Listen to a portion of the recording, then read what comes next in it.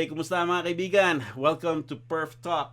And our guest for today, or for this series rather, is none other than Manuel Legarda. Yes, your Hey guys, how you doing? your most requested guitarist to be interviewed. Kumusta, Manuel? Okay naman.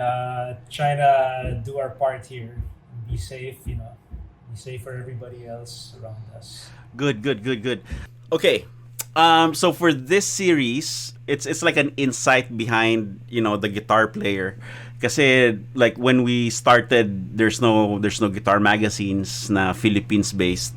People only know us from the recordings, and aside from our small circle of friends, they don't really know what went into into our playing, how we started, and what our thought Yeah. processes are. So this is a little insight into our brains for the Okay. viewers.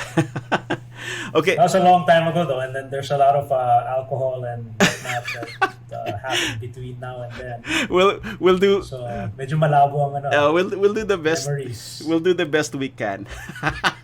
Yeah. Given We'll given try. our age, I can't Sige. believe it, man. We're at this point na we used to think of like sila Ben Chalcita at we're now at that at that level.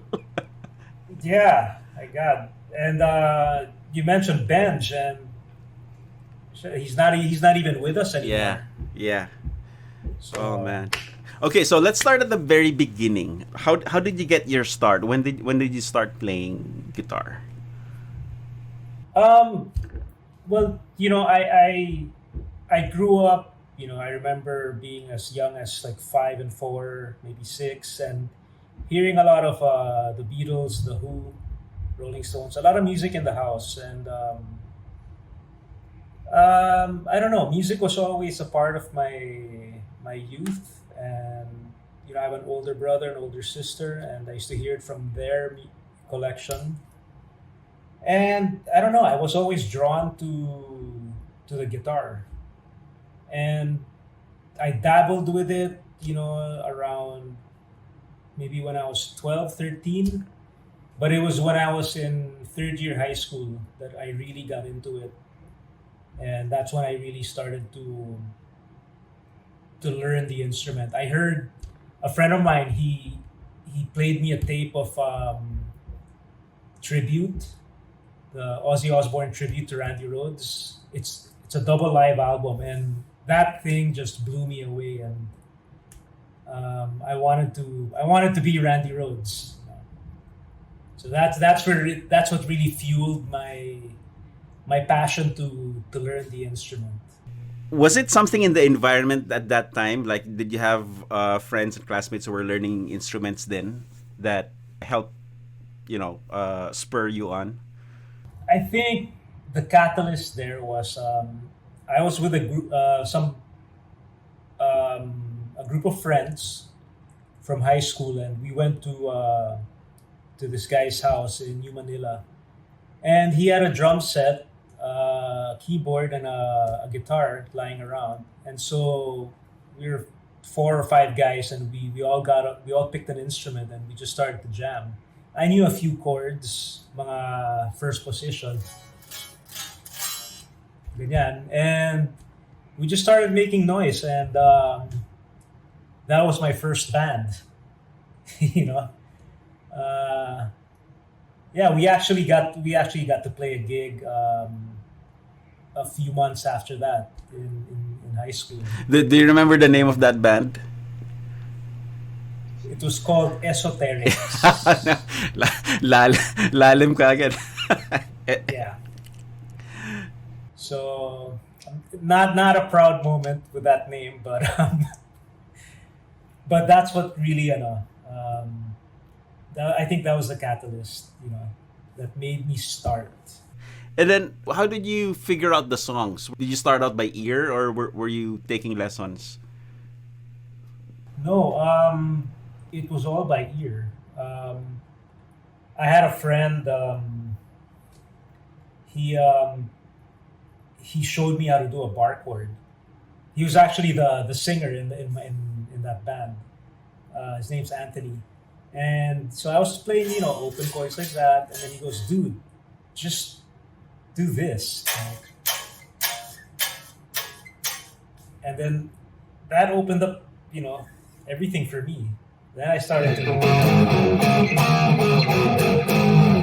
It's like I could actually move up the neck.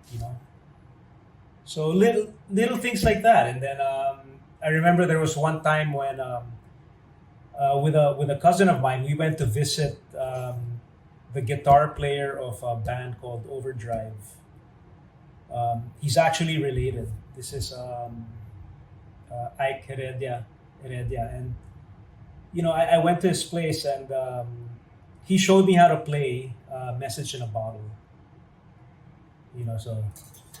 So little things like that, little lessons that I would pick up from people I would bump into or meet.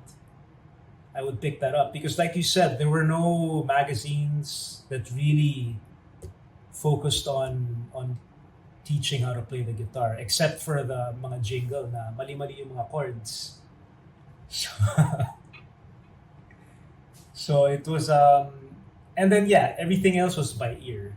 So you'd really have to listen, and I think that's what one of the strengths of our generation is, that we really had to learn how to listen and use our ears versus now. Well, I'm generalizing now, but a lot of the kids who have it all laid out for them on YouTube, it's parang they don't develop their ear. It's also like some YouTube videos, everything's like spoon fed. So it's a what do you call it? There's nothing else left to discover, or nothing left to the imagination. As opposed to Saturn, it's all imagination. Yeah. Hi there, Perf the Castro here, and I hope you're enjoying this episode of Perf Talk. Make sure to hit, smash, slap, and tap that like button. This is just a quick break from the discussion so that I can take care of a couple of quick announcements. Firstly, I'm now offering member subscriptions to my website, perfectodecastro.com. It's kind of like Patreon, but it's Perftreon. For only $15 a month, you get membership perks like access to all downloadable digital goods on my web store, including MP3s, tabs, and video lessons. Access to my personal tab and backing track libraries, which are not available to the public. Advanced viewing of my latest videos before they get published to my channel. A members-only area where you get to interact with me and your fellow Perftreons. And of course, your name in the credits of all my videos. And as Perftreon grows, I'll be able to offer more perks in the future. At the time of this video, here is the list of Perftreons who have already signed up. Thank you so much for your generous support. Secondly, I'd like to thank everyone who's already bought their own Practice Makes Perfecto t-shirts. Sales from these shirts and merch help me keep making these videos for everybody to enjoy. And when you get your shirt, don't forget to send me a photo of you wearing it, either through my Instagram account or my Facebook page, so I can feature you in future videos as I have done with my friends right here. As always, all the clickable links are in the video description, so don't forget to check it out. Okay, now let's get back to Perf Talk. But wow, having said that, the level of technicality now is so high. It's you see, I see like 12-year-old, 14-year-old kids who are doing these things that I wouldn't have even imagined of doing. Yeah, I think it's a combination of the resource material being easily available, plus plus there being the embodiment of their parents' frustration. So I mean, you see all these kids, they're playing Ibanez, they're playing all these shred guitars, and they can shred and they can make it sound good, but like sa atin, like what was your first guitar? I actually I saved up for an Ibanez Roadstar series. Roadstar, okay. A friend of mine. Is that the red one? It's Yeah, Yeah, the okay. red one. It was I think an RG 435 or something like that. So a friend of mine who flew to Hong Kong found it for me, and I actually wanted a black one, but he goes, "Dude, this is all they had." It's I'm no like, choice. "Yeah." So I got a red guitar instead of the black Yeah, but one. that became your signature. Uh, yeah, initially, pero hindi yan yung ano hindi yan yung Yeah, yeah. nag-start I remember you had That the all red. the RG Yeah. 770. So that was the with the lightning inlays, but you had another red one that's an older model, the Roadstar, Yeah. diba? Yeah. Yep. Yeah, so So but before that, what were you playing on? um, I borrowed a guitar from a friend of mine. It was a Hondo. It was a Les Paul type. Um, I found in the bodega of my lolo's house in Santa Mesa. I found this old guitar that my uncles made. Somebody made it. I don't know if it was my dad or one of his brothers. It was a piece of shit, man. But it, uh, yeah, I found it. It had like maybe three strings, and it wasn't. It didn't hold up very well. It didn't stay in tune, but it was an electric guitar, and it was. I didn't really plug it in or played it, but I pat it around my shoulders, playing air guitar with it. So I didn't really play it, but it was more. That was part of my early fantasy, as a Yeah. musician. Yeah. You know, holding that guitar and even just pretending, it's so empowering din eh. It's like, I can't wait to get the real thing. Yeah, actually, even before that, mga tennis rackets. Yeah. I had a When yeah, yeah. Go ahead. Baba O'Reilly,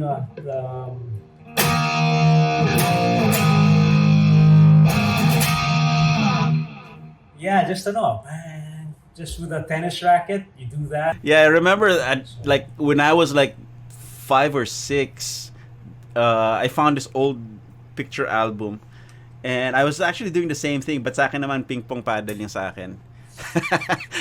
I had a little ping pong paddle. Bandurria. Yeah. But I Yeah, was strumming like a ukulele. guitar, ukulele. Yeah. So kids, yon si Manuel Legarda nang hiram ng gitara hanggang nakapag-ipon. Hindi nang hingi. Yes, correct. Ay, nako. So, you mentioned like you were listening to like classic rock legends already as a kid. Whose records were those? I lived in a compound in New Manila, and my brother, he's about 4 years older than me. My sister's 5 years older, and they would get records or they would hear music from our uncles, and yeah, there was some. So like my sister was into Kiss. Um, yeah, my brother, that's where I and my, I just heard a lot of the Beatles and the Who, and I would just see the albums there. Some of them were from my titos, some from my parents. So it was you're in a compound. I'm in New Manila. I can't leave, so gotta find things to do. You know, play some music. So that's where it started. And then from high school, you had that band, and then did that carry on till college? Well, after high school, a little bit after high school, I went to Spain. So I brought my guitar with me, that red Ibanez. I brought it with me, and when I was in Spain, I eventually met turned out some of my classmates from university uh, lived pretty close to me. We were in the same area. We were like 45 minutes out of Madrid, and we were in the same neighborhood. And they also had instruments. So I ended up jamming with them. They kind of had a band going on, that group, and they were more. They were at an earlier level, at a lower level than I was at. So to them, I was a hotshot guitarist already, So they're like, "Yeah, you gotta join our band." So I'm like, "Oh, sige."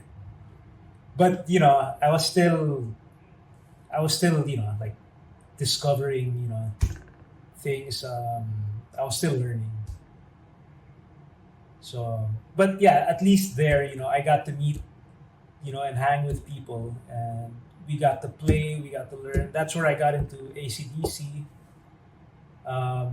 Metallica, Ramones, because that's what they were. They were actually like 99% of the time they were listening to AC/DC, and that's where I know. That's where I learned how to play Around what year a was lot of their this? songs. This was 88, 88, 89. And then I came back. I ended up coming back here end of 91. Oh, okay. So that was yeah, around that time the whole band scene in the Philippines was just starting. It's like all the bands are in their little embryos developing. Yeah. Yeah. So when you got back, did you reconnect with your old bandmates, or did you find new people to play with? Well, before I came back in end of 91, I visited, I think it was 1990, just before the Gulf War. I came here and I visited, and I started hanging out with sila Miguel Ortigas and the Razorback people. Then I ended up going back to Spain. Then when I came back, I gravitated to that group again. And then so hanging out with the Razorback people, the crew. That's where I met Wolf, and diyan nag-umpisa yung ano. So that was Razorback na or Outrider? No, well, initially it was still Josemari. Oh, so Razorback na. Josemari Cuervo. Yeah, yeah. It was Razorback. Oh, yeah. okay, okay. So Kasi I remember when I was in high school, we played a gig in Alabang, Big Bang sa Alabang, and Miguel's band was Outrider. It was Okay. David already, and David was the young 15-year-old blues hotshot shredder. wala pa yan 15 dun, man. He Oh, must have 12. been 11 or 12. Okay, there you go. Yeah. so Outrider, yun yung Was that with Isabel. Isabel? Yeah. Yeah. That was Isabel Lozano. yeah, that was Isabel. So that's the first time I met them. Yeah, David was 12, and then in Razorback he was 15. Yeah, okay. Grabe. And then Wolf was just hanging out with them, no? Yeah, he lived in the same village, North Green Hills, and then so yeah, he was always there. Kasi And, si Wolf naman, my band played a gig with him. Hysteria naman sila nun. with sila Chino, Yeah. Edmond Velhay. Yeah. Yeah. Oh, wow. So, and during that night, my band and his band were the only glam bands. And then, Okay. Was that an Antioch event? I forget, it's somewhere in Magallanes. Here's the interesting part. Kasi, like, it was, typical bill back in the Philippines na multiple bands, And then at the beginning, before everything started, there's like a couple of guys trying to borrow guitars and bass. Like, yeah, mo, magsa-soundcheck lang kami, magsa-soundcheck lang kami. Yeah. Okay, sige. So there was this trio that played, and then they played one song, and then later after that first song, maraming salamat, kami po ang The Youth. Wow, the youth, Yeah, really? Dondong Cruz. Oh shit! It was funny So 'cause that early on already, they were there. they were in separate bands, and then Oh, okay. and then they decided to and I guess they were in separate bands, and then they decided to play. They borrowed instruments. They didn't even use their own instruments because I think for his band Dodong was playing bass, but for The Youth he played guitar. So nanghiram siya ng gitara and all that. So yun. So yung first song nila, kami Wow. naman parang habang sound check niya na. Yeah. and then pag after the first song, yun na nga sinabi niya, we're The Youth. Oh, okay. Wow. That's awesome. I didn't even hear that story from Wolf. Yeah, it was funny. And then there was yeah, anyway, but that's one of the many gigs na, you know, like I said, like the whole band scene in the Philippines at that time, it was percolating. It's just, you know, everything was developing, but at the same time Yeah. everybody's intertwined. Yeah, daming mga, yeah, so it was a swingers place. Yeah. Then when you met Wolf, how did that develop into Wolfgang? Well, you know, watching all the rehearsals, hanging out with them, because they would rehearse and then we would, you know, have drinks after, hang out with parties or whatever. Eventually, of course, instead of just watching, you know, we also wanted to play. I mean, Wolf played drums and I played guitar, so we you know, we just decided, you know, we're here, we're not doing anything, so let's start looking for other people to play and form a band with. So I don't know if basta I know we had a tough time finding a bass player. What I can't remember is if Basti came first. I don't know. Yeah, Basti had to have come first. Yeah, Basti. He was a friend of Miguel's cousin. So yeah, that's how we made the connection with Basti. And then yeah, we went through, I think, 4 or 5 bass players until we ended up with Mon. So one of those bass players that we went through was actually, you know, Angelo Villegas, brother of Mike, eventually from Rizal Underground. And I guess it was, I don't know if I remembered correctly, but Angelo was the bass player before Mon came in, right?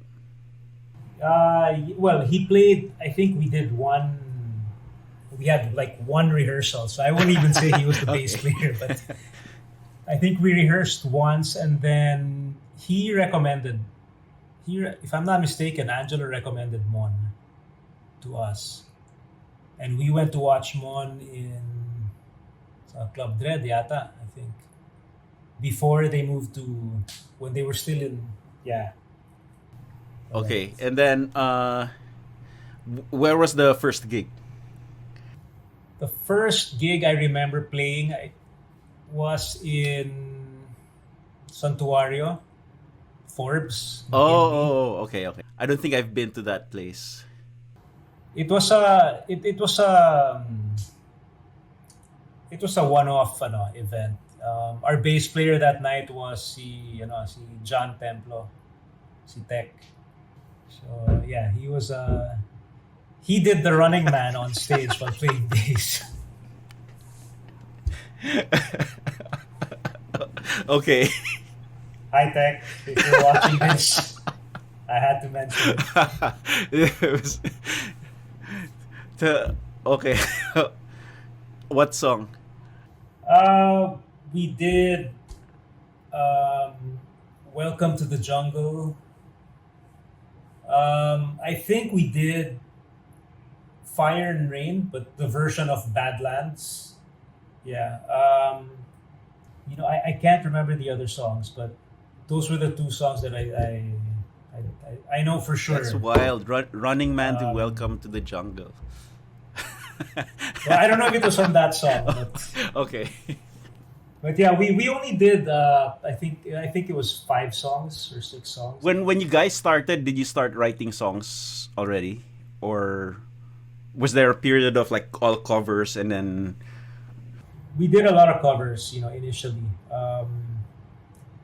In fact, I remember one time, many years after um, Weekends Live, I found an old guitar case. I opened it and I had like a list of songs to choose from to do our set list. And I counted something like 50 or 60 songs. And yeah, I couldn't even remember how to play like 90% of those songs right now. But yeah, we did a lot of covers just to get in. And then eventually once we were settled into Weekends Live, we started writing songs. In fact, I think before Weekends Live, there was a place called Saint Tropez,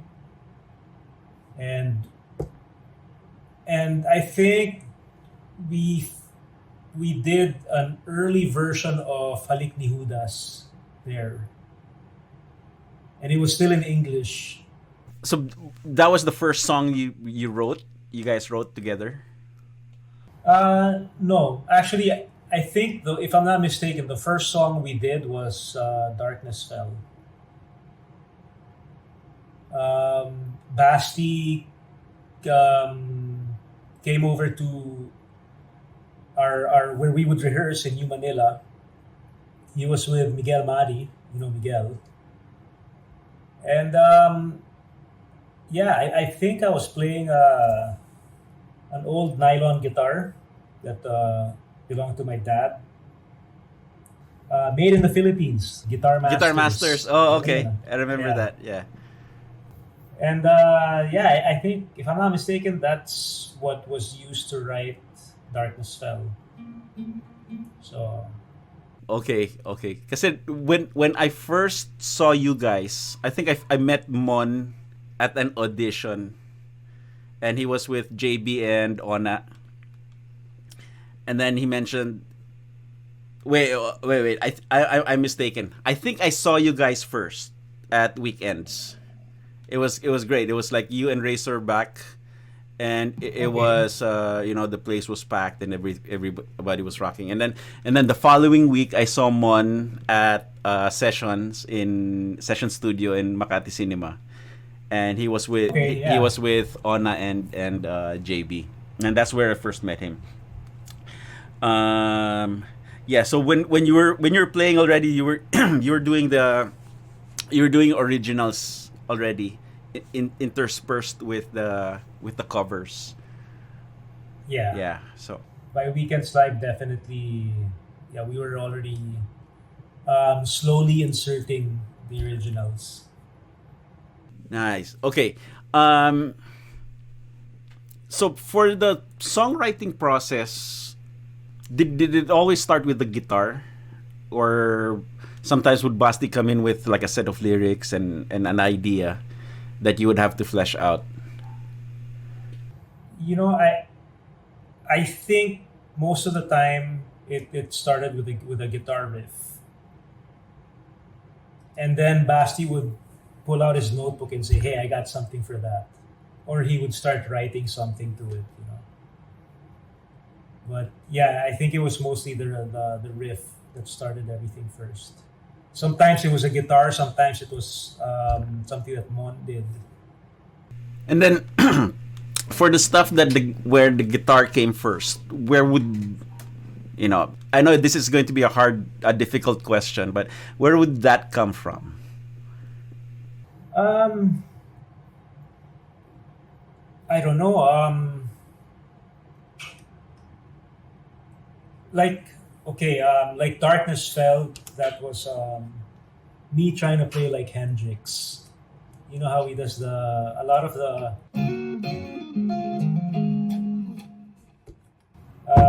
stuff like that, where it's like you've got a chord and you're adding all these shit on top and on the over and above. Um, Halik ni Judas. I don't know. It just sounded like a cool. I just try. My process was always okay. I wanna hear something interesting on the guitar, not something that sounds generic like.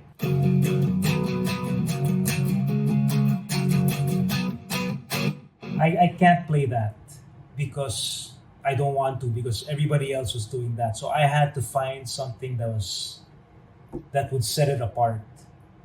And and I always thought that, if the riff is interesting, if the riff can stand on its own, what more when you have a nice melody or a nice vocal over it? That's like all the bells and whistles are thrown in already. Versus just a generic riff with great vocals. If you have the nice riff with it, that's extra kickapoo.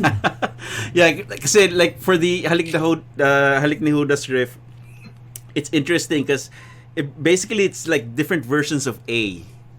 Yeah, exactly. That's all. That's all in A.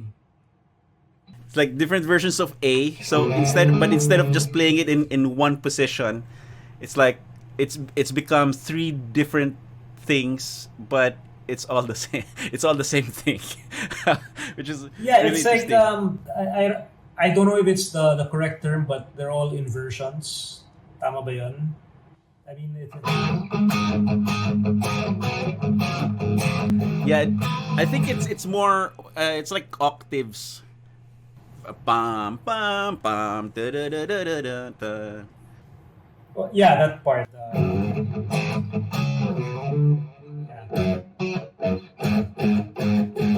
Yeah, it's the same. It's the same chord, but uh, it's like if you're playing it on the piano, you're jumping from this octave to that octave, then back. You know. Yeah, but for some you're sliding into the note, some you're pulling back. So there's your approach and departure from one to the other is what I think makes it. What I think made it interesting. And this is to where hear. the individual creativity comes in, because technically every single one of us, we have the same set of materials to work with. We all have the same 12 notes.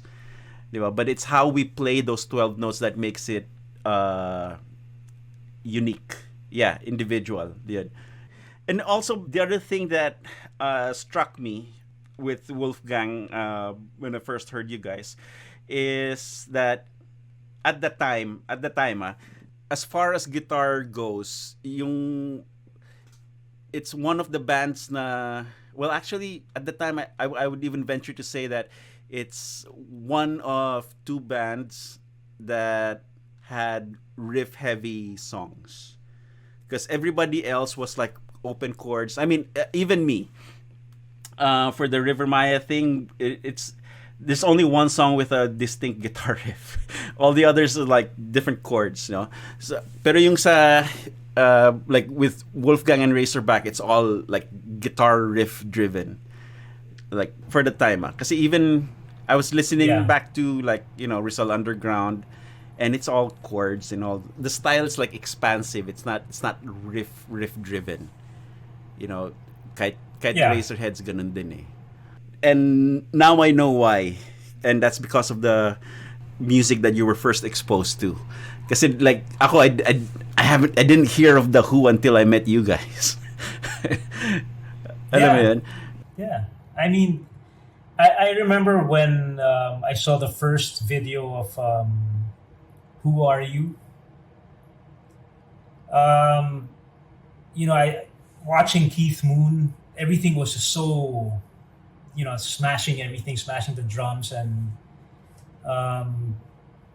it's all guitar. I mean, of course, in that song you had a synth. You had some magic synth that nobody knew what it was back then. But the guitar is still the hero. The guitarist was the hero. Kasi I think for the most part, like everybody cites the Beatles as their primary influence, and the Beatles did not riff until much later. Everything was like open chords, or it's not a distinct guitar part. Yun. So But there's still another. yeah, but that came late. That came later, because like in the Philippines, Beatles is like twist and shout, or or Yeah, yung here, there, and everywhere. yeah. Time for RJs. Hi there, Perf the Castro here, and I hope you're enjoying this episode of Perf Talk. Make sure to hit, smash, slap, and tap that like button. This is just a quick break from the discussion so that I can take care of a couple of quick announcements. Firstly, I'm now offering member subscriptions to my website, perfectodecastro.com. It's kind of like Patreon, but it's Perftreon. For only $15 a month, you get membership perks like access to all downloadable digital goods on my web store, including MP3s, tabs, and video lessons. Access to my personal tab and backing track libraries, which are not available to the public. Advanced viewing of my latest videos before they get published to my channel. A members-only area where you get to interact with me and your fellow Perftreons. And of course, your name in the credits of all my videos. And as Perftreon grows, I'll be able to offer more perks in the future. At the time of this video, here is the list of Perftreons who have already signed up. Thank you so much for your generous support. Secondly, I'd like to thank everyone who's already bought their own Practice Makes Perfecto t-shirts. Sales from these shirts and merch help me keep making these videos for everybody to enjoy. And when you get your shirt, don't forget to send me a photo of you wearing it, either through my Instagram account or my Facebook page, so I can feature you in future videos as I have done with my friends right here. As always, all the clickable links are in the video description, so don't forget to check it out. Okay, now let's get back to Perf Talk. It's not riff for the most part. Like most Filipino music is not at that time. Was not riff based. Was not riff driven. It's like start playing the guitar, start the song. It's not like AC/DC, like this big guitar riff, or even Led Zeppelin. Ganun. It's not. But I don't know. I mean, correct me if I'm wrong, but because I missed the whole Juan de la Cruz thing. I only actually learned of them through Razorback when I came back in 91, 92. So, but they were already. I mean, they were doing the guitar riffs. And all see, that. that was like 70s, and then there's a period in the 80s na hindi masyadong riff based. It's more, I don't know, or maybe it's the new wave thing kasi mas chordal lang new wave than riff. Ewan ko. I can't explain it din eh. Because you're right, the Juan de la Cruz is riff based. Though I would and Beep Beep and Balong Malalim. Though one of their biggest songs starts out with just a chord din.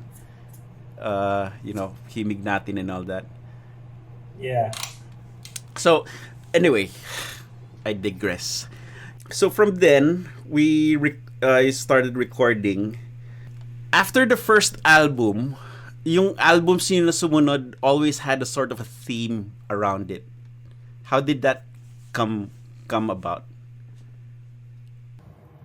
I think that came from Basti, because his lyrics are always his lyrics they paint pictures, and they draw certain images, and I wouldn't be able to tell you exactly what each lyric, each song was all about, but they all had stories, they all had meaning behind them, and he would always find a way to make them sort of related. So every album, parang there was some commonality with his lyrics, I think. per album. Right. Kasi like with Semenilin, there's this like post-apocalyptic theme, Yeah. underlying theme, underlying theme, di ba? Yeah. It was a glimpse into 2020. That's right. That's right. That's right. Yep. And then, what was that record with the tank? That The was cover? Serve in Silence. Serve in Silence. There you go. Then Yeah. Serve in Silence. So after Semenilin was Worm. That's looked like an eye. Yeah, the eye, and then it was Serve in Silence. yeah, then Serve in Silence. Because like Worm naman, my impression of that record, kasi like Semenilin, when we did that, it was like really structured and it followed a storyline. And then Worm naman was like trying to go back to basics now. We just want to rock out and and play. But there's still a story there. In fact, Basti, I think, is working on making that like some sort of production. Yung Worm, because there's a storyline there. So, but anyway, something for the people who may not know. Perf was the producer for Semenilin, the second Wolfgang album. So that's when we got to work, together. Yeah, that was quite an experience. Yeah, in fact, when we did, we were asked to do a song to be the B-side for Weightless when it was released, and we actually wrote that song in his rehearsal space in Sukat. That song was like written in one afternoon. Roadworthy Man. And then Yeah. since it was designed to be a B-side, we didn't really put much thought into it as much as the others, So it's more that song was more fun than work. If I Yeah. remember correctly. And then for the guitar solo, we had the great idea of putting you, me, Tirso, and David Tirso, in the same Dave. room for the outro solo. Was si Jay Ignacio, nandun din siya? He was there. He was he was in the backup vocals group. Yeah. He was in the who that part. Yeah. Yeah. Okay. And then for the very end, it was like you, me, Tirso, and David we were all cramped in that hit Productions live room, and we were Yeah. trading solos, and Yeah, paikot-ikot lang. yeah, and then the outro ended up longer than the actual singing, the singing part. Yeah. We ended up just calling chords, I think, and just next chord, like.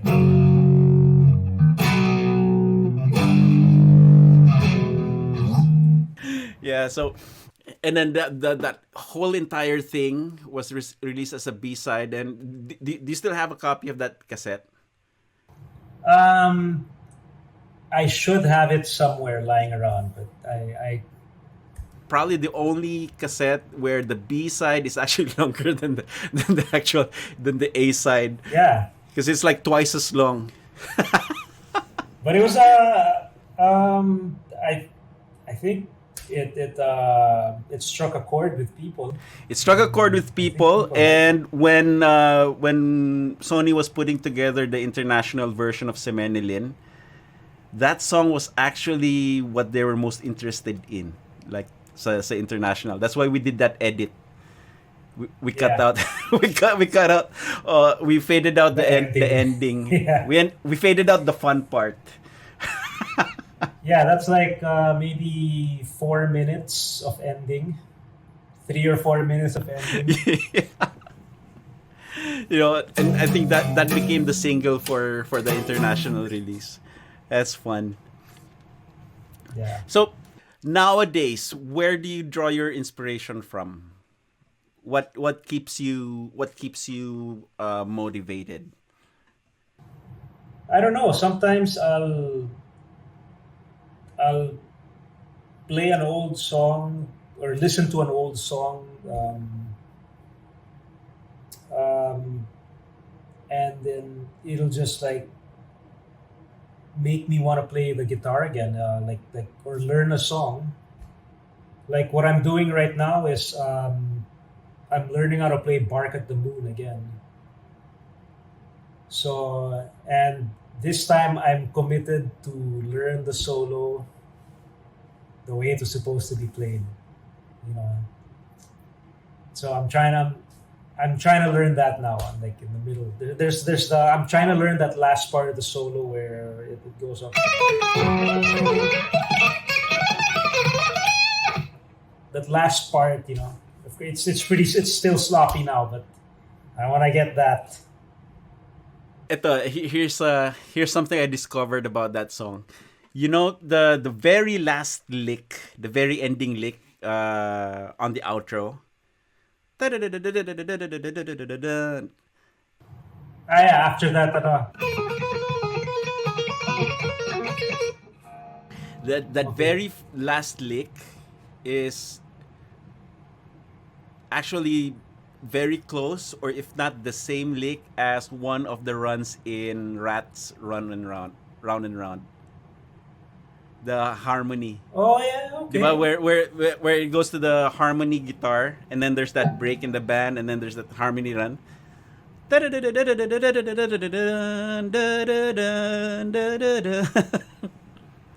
I have to listen to it again. It's been a while since I've heard rap, but yeah, and well, Jakey Lee They're roommates. is yeah. They're roommates. So I wouldn't put it past them for that they didn't share licks that eventually went to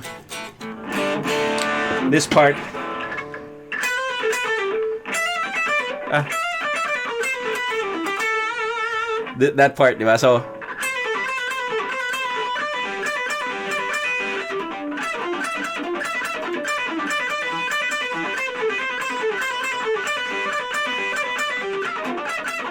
the that part. So the rat Yeah. part is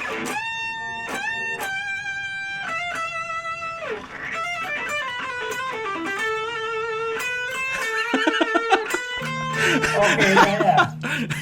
it's just, it's the same lick. Is that it? One thing I really like about YouTube now is that it's like demystifying some of the licks. Are you relearning that by ear pa rin, or are you researching more?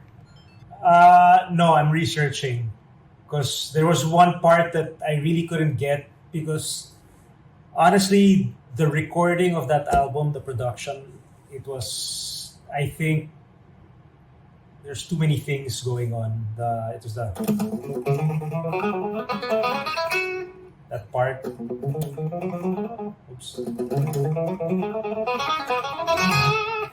The next part there, that was the one where I was like I couldn't really hear too well what was going on.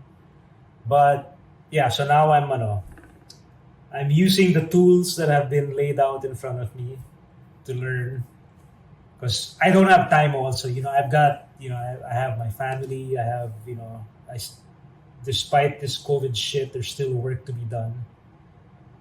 Yeah, So definitely. I can't spend hours.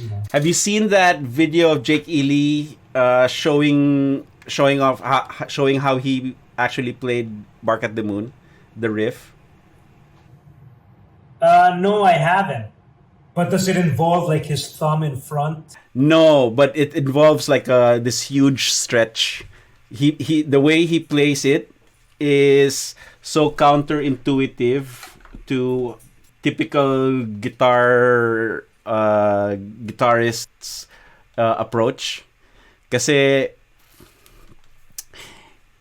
he actually thinks like a composer, like a classical guy, which is great. Pero like for the riff,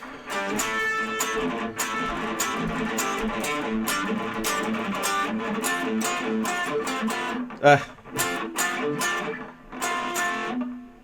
Para?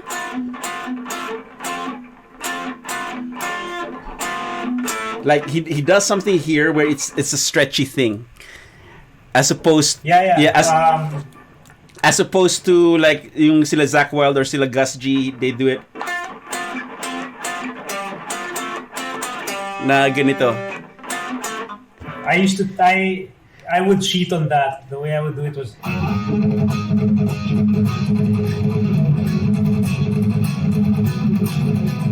Yeah. You know, something like that. So Yeah. so he would and then he'd like bar this part. Like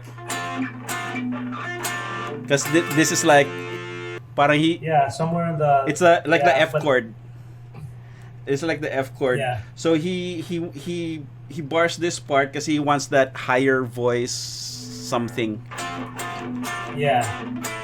Yeah, which is like when you start playing this standing up, it's a bitch. It's a bitch, especially when your guitar is like, you know, in rock height. Yeah. Yeah. Which is how J.T. Lee would play it also. Exactly. So Because he had the guitar down low. yeah. And then like the ending part then, like I know I played the ending part earlier. And then instead of doing, kasi this is a stretch already.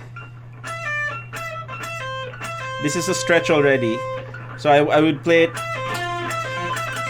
but he would play like this. So like he would think that this descending line is kept to one string. So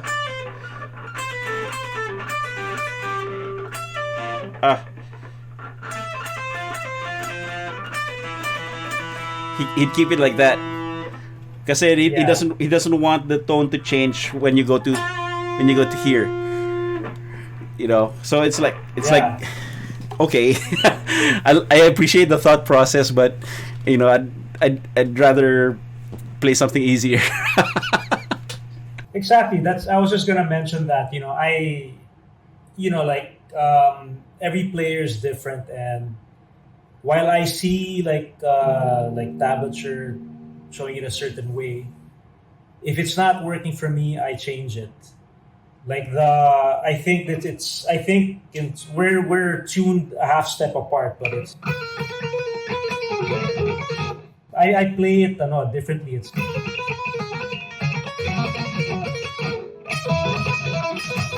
yeah, but like that, the one where you had that long stretch where you go down to the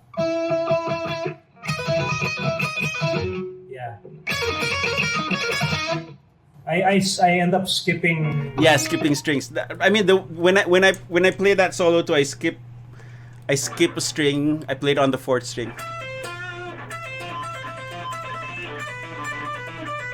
I do that because it's like up here. It's very the stretches are a little more easier to handle, especially when standing up, diba?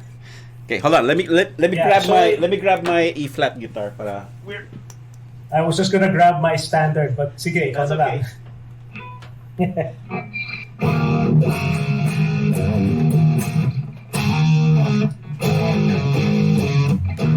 Okay, let's keep the pretty guitar in the shot. That's Sur, which we'll talk about in a little bit. Go. Okay, I've been revisiting a lot of the old solos that I don't know. I used to hear. Well, some of the solos that I learned when I was a kid, and then some of the solos that I always wanted to learn but never had the chance to, or never had the resources to. You know. So you're doing Bark at the Moon. What else are you putzing around with? So there's Bark at the Moon. I've been thinking of maybe doing Allman Brothers in memory of Elizabeth Reed. I learned that I was invited to play with a jam with Wally. 2 years ago, and then that was one of the songs that he wanted to do. So I actually learned it, but it was a one-time thing, and tsaka ang dami pang mga gitarista. There were like 6 guitars on stage, so all the subtleties in the song, since it was just a jam, parang some of the subtleties that I actually learned there were just glossed over, and so it's been 2 years, and I want to actually learn to do it again.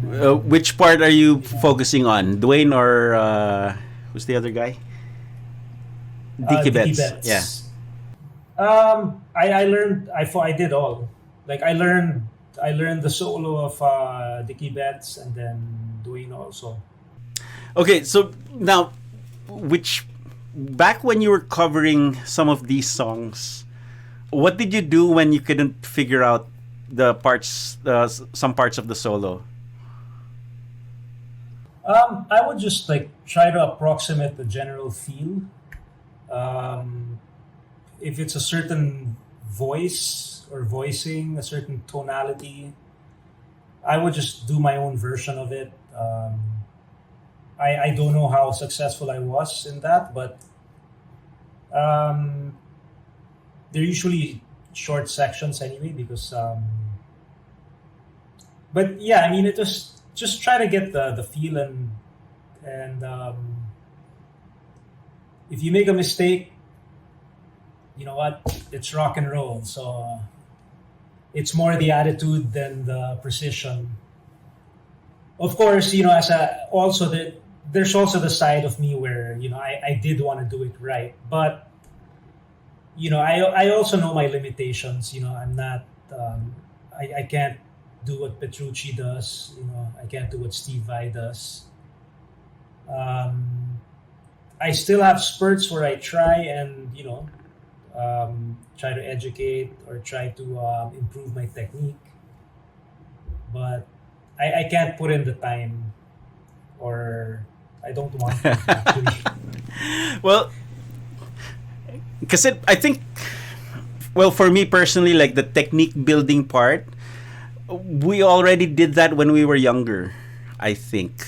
Because as far as like going through the exercises and all that, and building up speed and learning the scales and all that.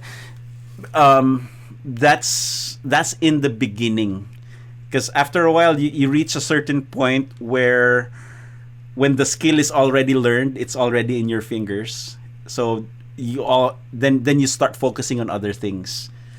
Yeah, but like in my case, like when I listen to, like when we did the first album, and then we did the second album, and then the third. When I would listen to the first album, I would start hearing things. Oh shit, man! I could have played this better. Or I'm hearing things where at the time, I thought, I was happy with the solo or happy with the rhythm, with the performance. But then, like 1 album later, 2 albums later, I'm listening to it. I'm like, no, that's I'm like rushing there. I'm slowing down there. To this day, I hear when I listen to certain things that I did with Razorback a few years ago, I'm like starting to nitpick things that I should have addressed, back then. So, yeah, I mean, I agree with your comment where we went through the learning technique and all that early on, but I think we're still learning on a different level. Parang like I think it's learning to be critical of yourself, your work, and then being open to the fact that there's still room for improvement. Yes, because otherwise you just become stagnant. It's like or actually what's worse is you become clueless. yeah, and you know, there are times when I feel like I'm stagnated or where I'm in a rut. But sometimes you really just have to play and force yourself out of that rut. And sometimes I can get out of it really easily. Sometimes it takes a while. I'm doing something, and sometimes you decide to buy a new guitar. Yeah. And it just That's blows the cobwebs out, and you're like, okay, I'm playing. yeah. See, that's the what do you call it? That's the best medicine. That's the Yeah, that's the exactly. best what do you call it? Not solution. That's the best prescription. Yeah. So if you're in a rut, buy something new. No, but it's great because like for me, one of the scariest things is to listen to like something I did back then and not have any clue how I did it, because that means I took a step back. Alam mo yun, instead of moving forward. Oh, that happens to me all the time. No, but I've taken 20 steps back. it's one thing where you were captured in the moment, and then it's like, oh, that was awesome, you know. But then what I mean is like you mentioned earlier, you're finding all these details that you could have done better, you know. So I mean the Yeah. idea, the thing I'm getting at is that the main difference between then and now is that you know better now, as opposed to Yeah. like you were better then than now,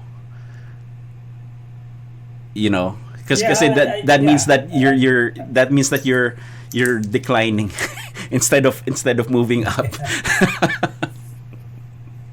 Yeah. You know.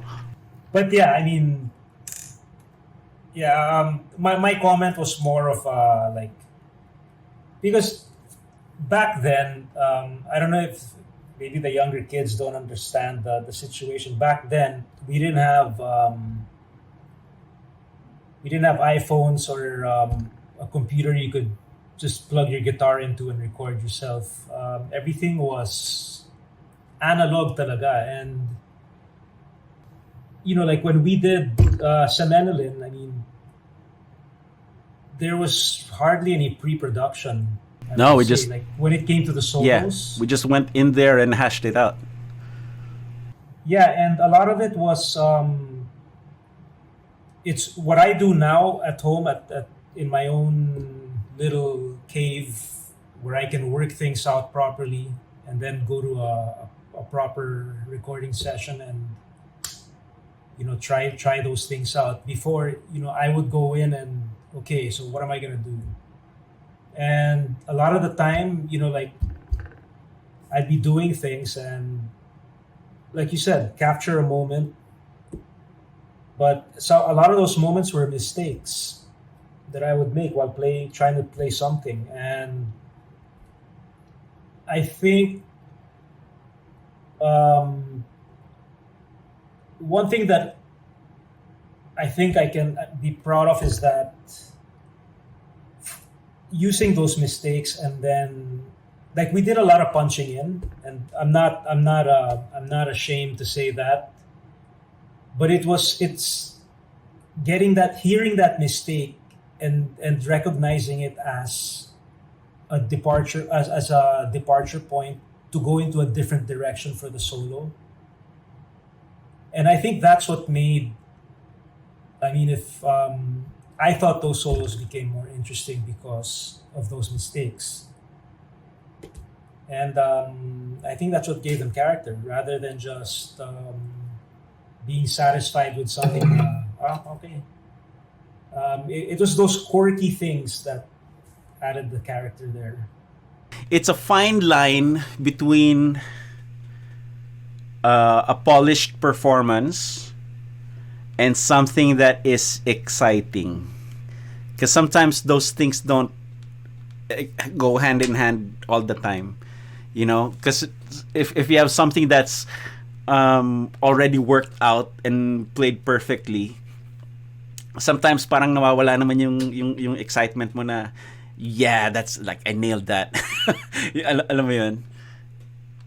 Yeah, yeah. There's it looks too easy. Yeah, yeah, or Na safe. parang ano, You know, it's the safe option. Parang it's not.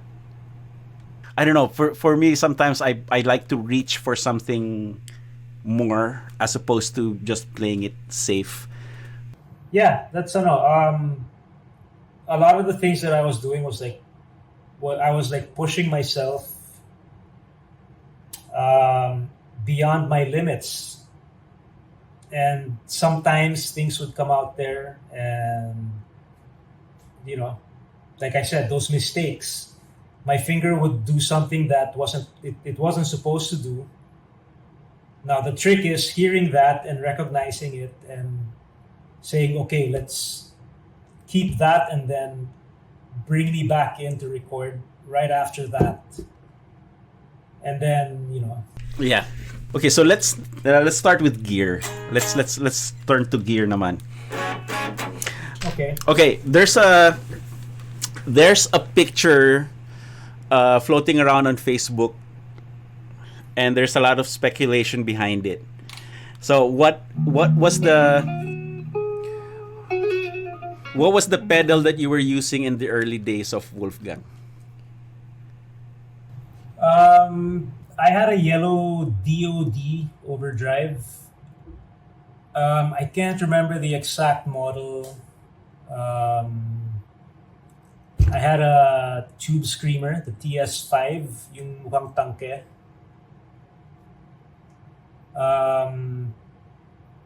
What else did I have? But it was mostly, yeah, tube screamers. I had a Dan Electro Daddy-O. That's the yung parang yellow, light yellow tan. Yeah, so it was mostly overdrive. Sometimes I would have a chorus. Like I would kick it, like certain parts of like a song, like a section. Like if it's maybe just one chord, I'll put a chorus on, and then take it right back out. Like I think the song I did that on a lot was Mata ng Diyos. So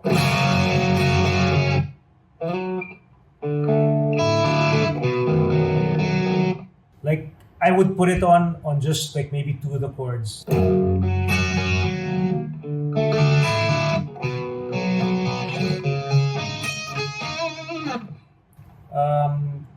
And then take it out. It just parang sundot-sundot lang. So I would, yeah, it was, I didn't really play with delays, although I had a few delays, you know, in the past. But mostly it was an overdrive. For a while I had a wah, but that didn't last long. It was overdrive, chorus, and maybe an octaver. Ah. Okay. Kasi that picture that was floating around was the jam with Jason Newsted. Okay. And then you heard it's like a DD3 and a Metal Zone at your feet. Kung Metal Zone, hindi na akin. Yeah. And I never had a DD3. Yun. Because I remember like that night Sky Church was also playing, diba? So I think so I think that's their rig. Then nakisaksak na It lang. must be because kasi that night we were filming the MTV for Weightless. We were in the Sony studios in sa may EDSA Crossing. And then we just when we got word that Newstead was there, we just took a break from filming and flew over to Club Dread. So yeah. But yeah, I don't remember whose pedals those were. Okay. See, that clears that up. Okay, and then for the first record, what did you used to record with? The red RG, right? And you had both red guitars. Yeah, I got it was the one with the shark inlays. Yung ano, There it is. this guy. Although for those who know who've seen this a lot, this used to be a maple neck. Yeah, maple neck with red inlays. The old, yeah, the red inlays. The old one cracked. It cracked here. So I found this neck on eBay, and I'm still looking for the correct neck, but with no luck right now. So I do want to restore that guitar back to its original. But yeah, I used that. I had a Tube Screamer and a JCM 800, Ah. Okay. which we rented. I don't know who you Yeah. got it from. And that was recorded in Green Hill Sound, right? Yes. The same time that Kulay was recording also. And then for Semenilin, we had that crate, the vintage tube head The VC50. VC50. Yeah, that we turned all the way up. Yeah. Which you blew up at a gig, Oh. actually. Remember I was playing in the band with David? Yeah. And then David, Jan, and then I think you came on to jam or something, or you played, and I had it in sa may alabang. Bottom sub, I think. line. Bottom line. Bottom line. Oh shit, I blew Yeah. it up. Sorry, man. Yeah, it's all right. No, that amp blew up. That also blew up during Serve in Silence. That amp was it sounded, to me, it sounded really good, but it wasn't. The architecture wasn't very good. It was prone to I think the failure. crates at that time, there were, the way they were engineered and designed were not there. They didn't handle the tubes properly. I think that's why it's not I think reliable. Yeah, I think it was the location of certain components. Nag-arc yung kuryente, and then it would arc and then fry. Yeah. Or things would melt. Yeah. Because of the heat, especially in the Philippines, kasi mainit. And Yeah. and then for the succeeding records, what were you using? I know you mentioned Semenilin, we had that. We used the Matchless, the DC30. I know, I'm not sure when or where, but we also had VHTs. Oh yeah. That was probably rented from Exile. They were the only ones who had that. Malamang. I think it was a white one, VHT. And there was a black one also. Pitbull, I think. Tapos, by Serve in Silence, I had a deal with Audiophile and PV. So that's when I had I had a rack preamp made by PV. Which actually, I regret selling that. I actually liked how it sounded. But Was that like a tube But anyway. tube preamp, like yeah, it was a 6505 style? tube preamp. It was a tube preamp, and then I had a tube power amp, EL84s. It sounded good, I think. The tubes were running at full voltage. They weren't starved or anything in the preamps. But yeah, Well, it was heavy. yeah. It was heavy. Yeah. Hi there, Perf the Caster here, and I hope you're enjoying this episode of Perf Talk. Make sure to hit, smash, slap, and tap that like button. This is just a quick break from the discussion so that I can take care of a couple of quick announcements. Firstly, I'm now offering member subscriptions to my website, perfectodecastro.com. It's kind of like Patreon, but it's Perftreon.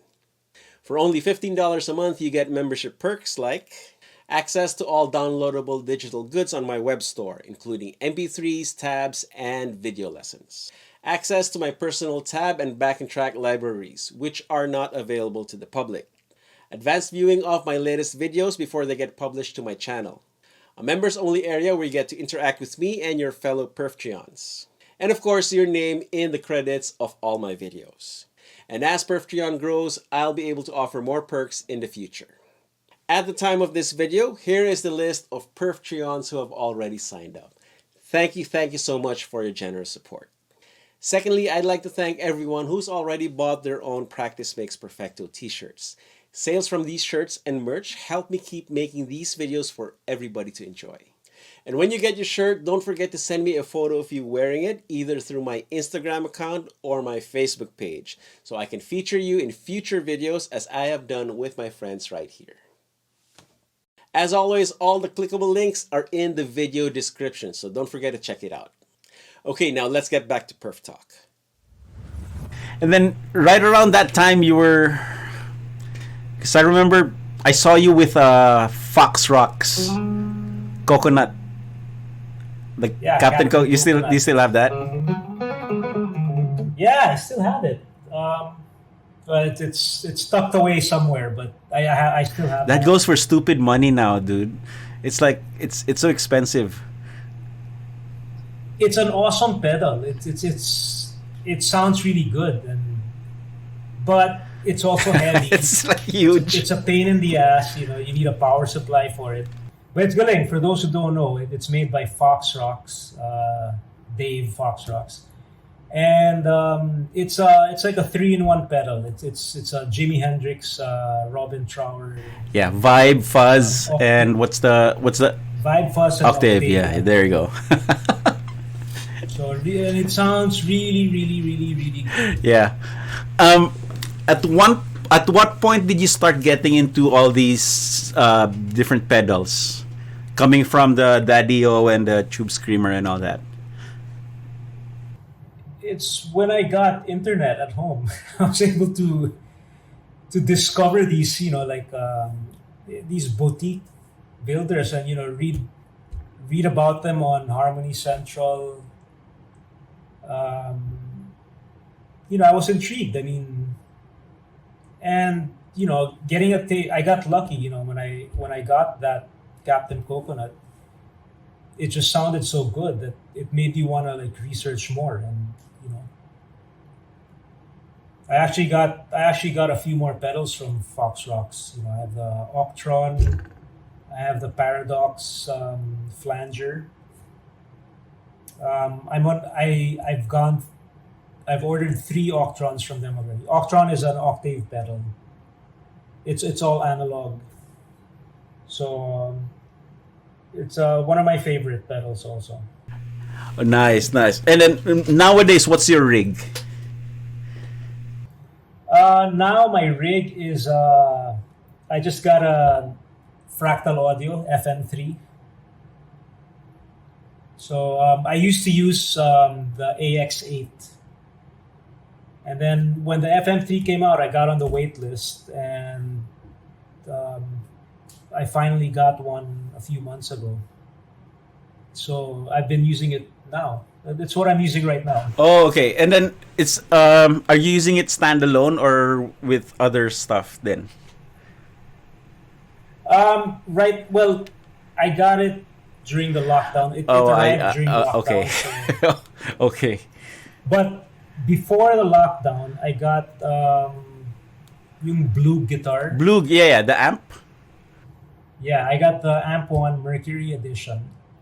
And I was able to use it for 1 gig. And then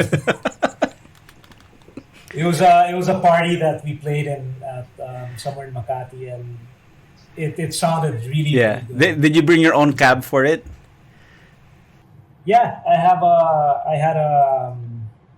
had this cab that I got from a friend of mine, and I also ordered a Scumbag speaker for it, and I didn't get to use it, for that gig.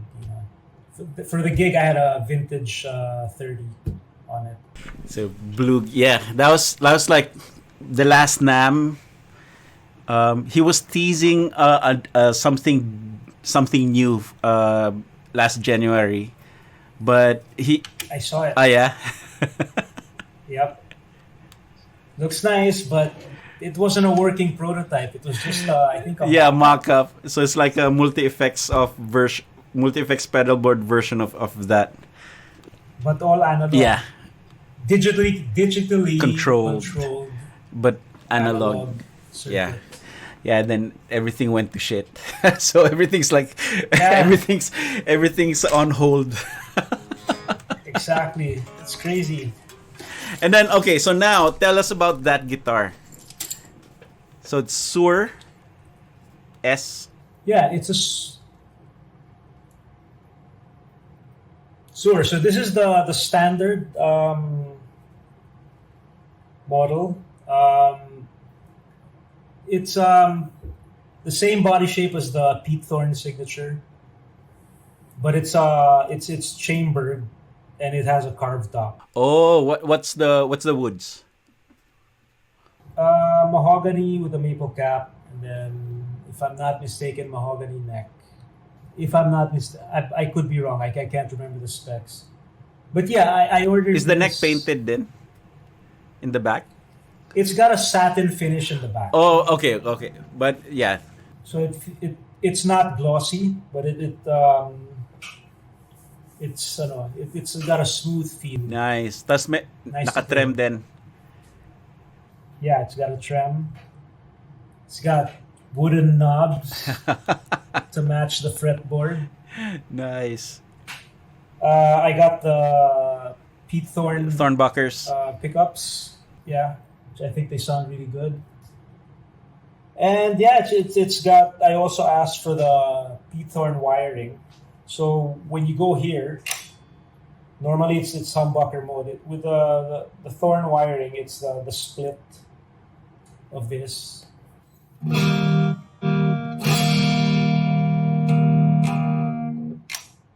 So, and because it's, when you just flick it, I normally go to the split neck when I go for clean tones. So that day I used to fumble and find, sometimes I'd overshoot. So That's my go-to din eh. Like every time like for this guitar, I have a single coil neck, but this is like a humbucker, DiMarzio Cruiser. I forget. It's the Andy Okay, Timmons one, yeah. but this has Yeah. a 6-way switch. 6-way. Have you seen this? Parang decaf. Yeah. So when I've read about it. yeah, so whenever so one row is all humbucker and then the other row is all single coil. But whenever I Yeah. switch on this guitar, I always go from a humbucker to the split coil neck. For some reason, even Yeah. in leads, because it's just it's like the best of both worlds. You have the Les Paul aggressive thick sound to the Yeah. clinky stratty neck tone. Yeah, it's a nice, pleasing, pang clean. Yeah, and then you don't have to deal with like push pulls and push and all that. Yeah, even with the Ibanez that I had, the 770, I would always, when I would clean up, I never had like multiple switching amps, and I would always like just roll back my volume for clean.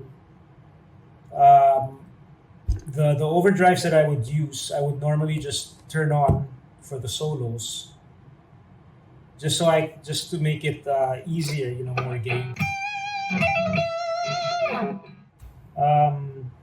So yeah, it was a lot of volume work and switching to the neck pickup or the split neck pickup for the nice. Yeah, I actually got that from you, like the rolling down the volume thing. Yeah, because like when I would watch you guys, and you always set your amp dirty, and then but then when with songs like Darkness Fell or yung kahit yung Fire and Rain, di ba? I just see you like roll down the volume. Oh, that's very smart. Because that way you don't have I don't have to deal with stepping, and it's not a jarring difference from the as far as the guitar sound goes. It's like and then clean kaagad, di ba? It's like it's more of a tapering down. And that's what the whole going back to the Who Live at Leeds. It's a live album.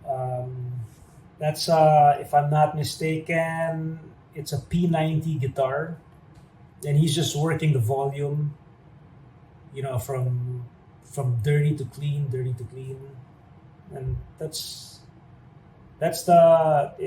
something about it that for me it's different. It's also it's only recently that I realized it, and it's from watching Tim Pierce. But a lot of the clean sounds that we like are not not clean. They're not really clean. So it's either a driven amp where you turn the volume down and play lightly, or it's like pushed at the edge of breakup and then you play lightly and then you dig in when you want to dirty it up. That's why, like, I remember dati. Remember when we were playing with the matchless at Hit? Kasi before that, it's either jazz chorus or PV the JC 120. Or PV Bandit. and the cleans would always be plinky. It's like, nah, this is not what I hear on the record, And then that matchless came, and then finally we got that, blossoming clean sound. But now looking back, it's not clean. It's driven. There's like some hair on it. Yeah. It's not. Yeah, medyo balbon.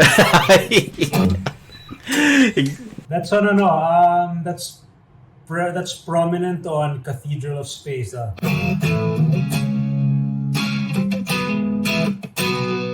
Yeah, when we recorded that, it's like there weren't really.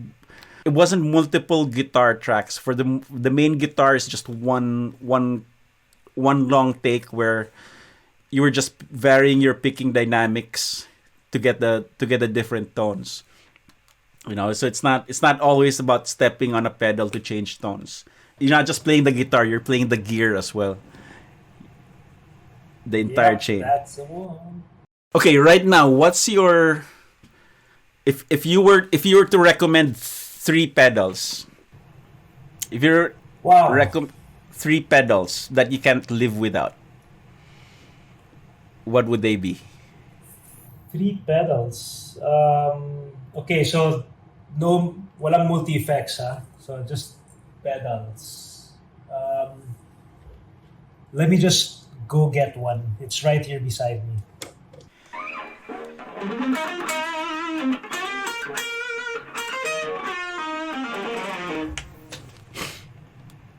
Octaland.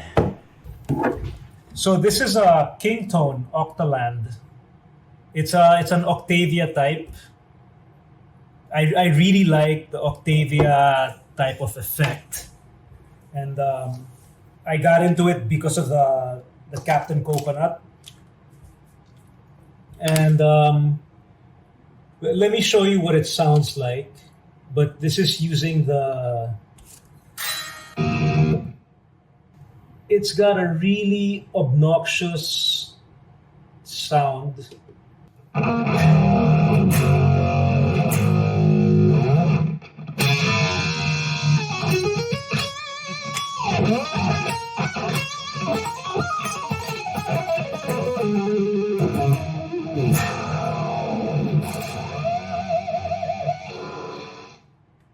So it's got a dirty. It's think of Jack White. So.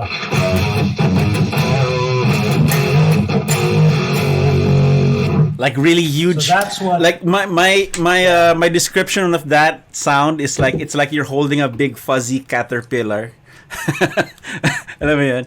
Yeah. That's my ideal fuzz sound. It's like really girthy and obnoxious and dirty. Yeah, but in my case, it's a higad.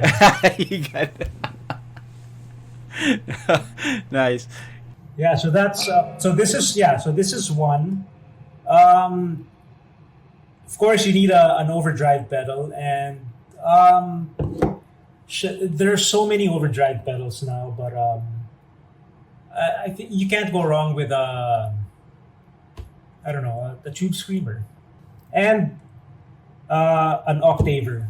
Okay. Low naman kasi that Octavia is the high Yeah, pitch. low. So this is.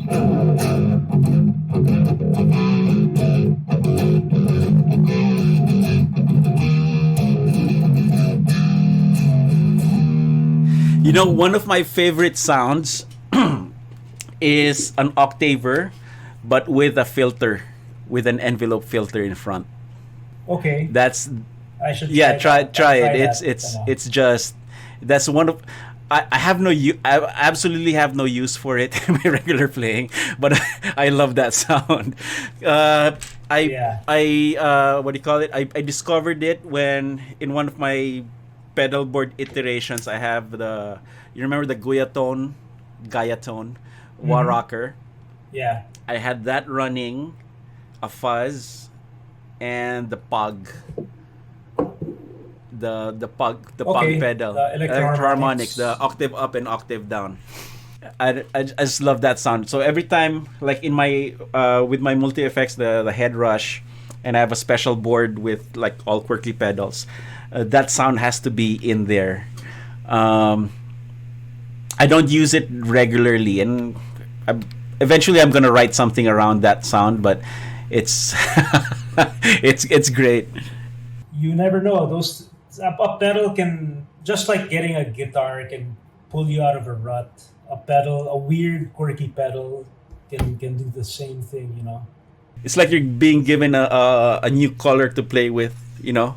Yeah, it opens in your, like, call it a musical imagination. You know, there's a window opens and you're like, that looks interesting, and you know, you have to just allow yourself to explore that avenue. So, ngayon, what are your top 3 picks for guitars naman? Well, I really like this guitar. I'm enjoying it immensely.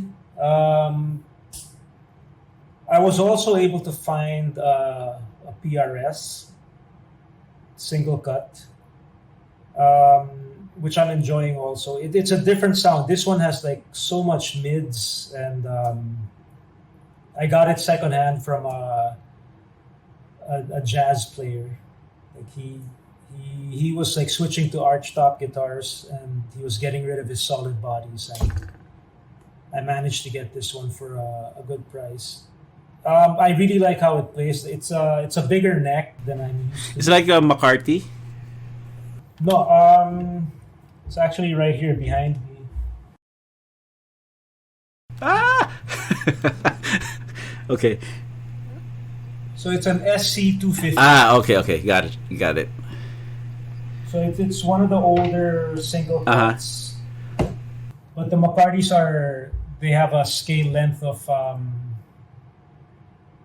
245, 2.45, or 2.5. No, they're 25 or 24 and a half. Between, yeah, they're below 25. Okay. Oh, so the Gibson scale, 24 and 24.75. 24.7. Yeah. 24.75. But the new McCarty, the 594s, that's 24.594. So parang okay. It's probably in millimeters, and then they just converted it. Doesn't that mess you up? Like the difference in scale length? Sometimes, yeah. Especially with the bends. Sometimes with the bends, when I switch to the Gibson, I have but I adjust to it, like, you know, 5-10 minutes with it, and like I can sort of adjust my bends. But usually, yeah, the first one's like, sumusobra. I get that when I switch from like a tremolo guitar to a hardtail.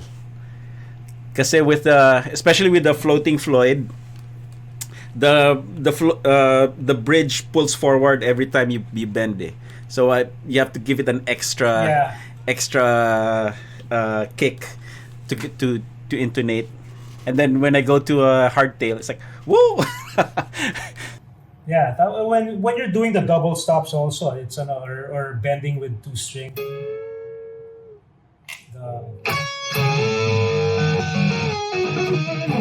There's something about it I like. It's like parang I don't know, parang Doppler effect na it makes the dissonance of the compound bends a little more extreme than if you were doing it it on a hardtail. Yeah, and you hear that there's a warble. That happens, exactly. It adds character also. It's a different flavor. Okay, so you have that sur. But me, yeah. So I have this. And then the single cut. The PRS, and I have a guitar by Terry McIntyre. Oh wow! Yeah, it's got a P90 on it.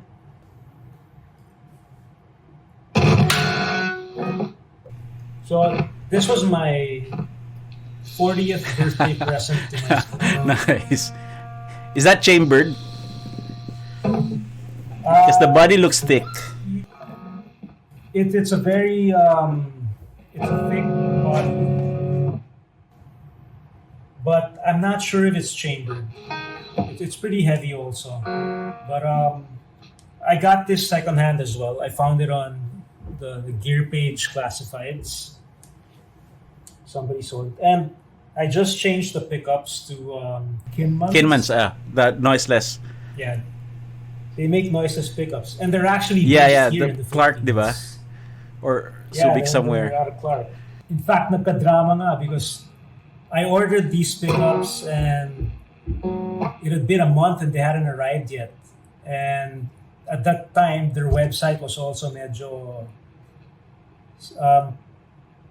parang it was buggy. It wasn't working right, so I couldn't communicate with them. And after about a month, I was about to start complaining now on their Facebook page. I noticed that I had a message on Messenger. He wasn't somebody not from my contacts, but a Pinoy from Novaliches. He goes, I think I received a package that was meant for you. So this guy ordered a set of pickups also, and he was waiting. He instead of getting his package, he got mine, and it was his address, his name. But when he opened the box, the package inside, my name was on it. So nice guy. He took a picture and messaged me. I just didn't see it for like 2 weeks, but what he did was he sent it back to LBC and said, "This is not mine." And then 2 days later, he got his pickups, but I was still waiting in the dark. But eventually, he returned it to he Kingman. told me, no, he returned it to LBC and told them, "I'm not, hindi ako yung recipient na to. Wrong address." But anyway, I have a friend who's in LBC, and I told him what happened, and he helped me find the package, and they eventually delivered it. Oh, okay. Well, at least it worked out. So, yes, at least it so worked I out. got these. Yeah, I installed it, and I think it sounds great.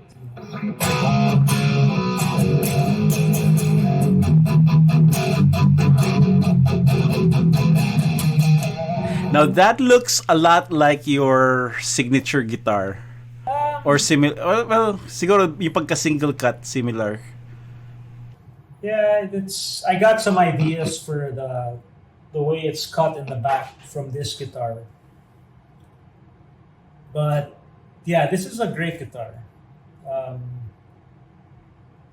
I'm happy I got lucky with this one, I think. Yeah, because Mac and Turf, it's like it's not well known, but it is known as a boutique brand. Yeah, and he's a nice guy. I mean, I got to talk to him a couple of times because I had some things done. Like I had him fix the neck on this. It was way too big. So he actually goes, I can sand it down for you, but I have to tell you, like he'll only go to he'll only remove so much because, but it feels really, really good in my hands. And now with these pickups, they're, I play with a bit more gain, and with the old humbuckers, with the old P90s, medyo maingay siya. So especially when if I'm recording in front of a computer, if you're not positioned right, yeah. But now it's so much more usable. Okay, so pet lick time. I'm gonna ask you for your pet lick. What is the ultimate Manuel Legarda lick? Okay, I thought about this, and yeah, there's something. It hasn't been my all-time lick, but this thing I for the past. It's based on this. This is from a song from, I think, Serve in Silence. It's a solo that starts with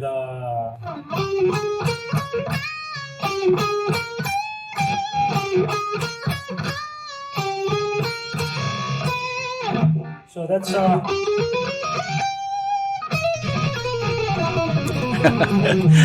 What scale is that? it's actually major. Okay. So, sorry, that became minor.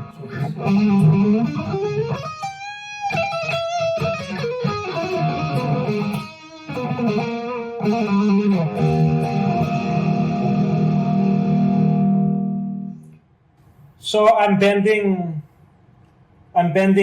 from here. So I'm on the high E string, A flat, going up a half step.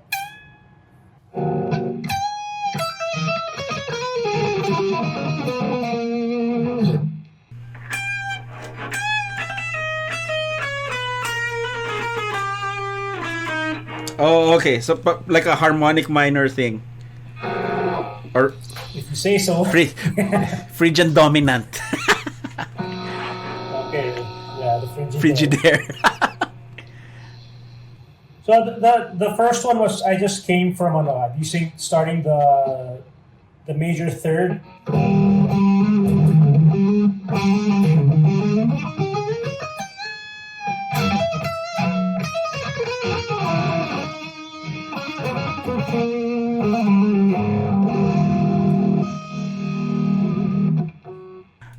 Okay. So let me break it down. So that's the first shape, right? And then you just go octave higher.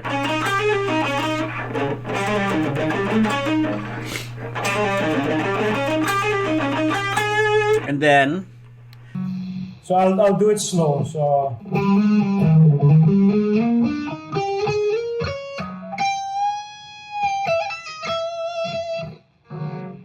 okay, so let's stop there.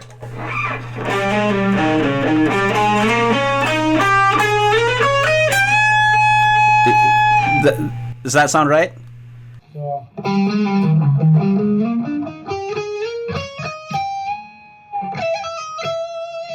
Okay, see.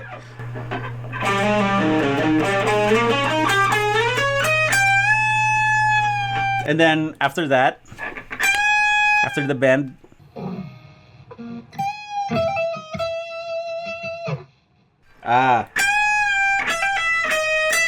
okay.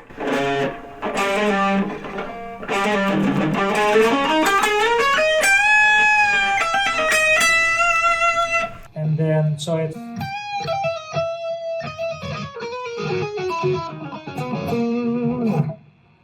so it's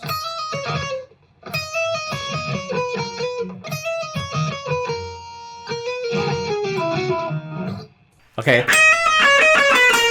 Okay. Okay, that's the first one. Then what's after that?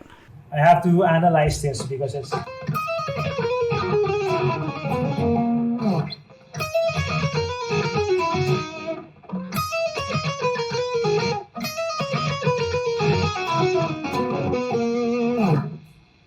something like that.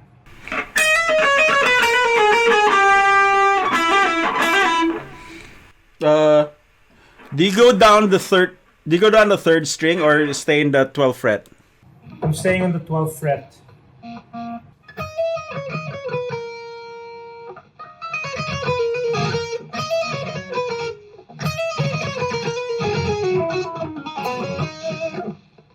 So it's Okay.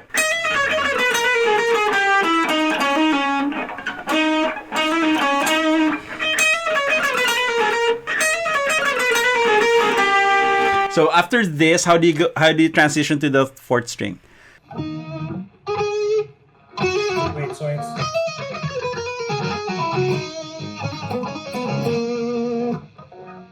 Ah.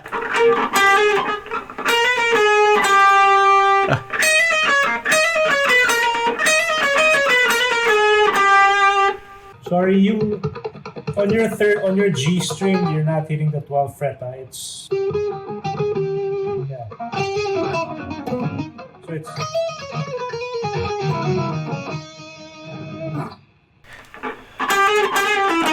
Okay. I'm missing some notes.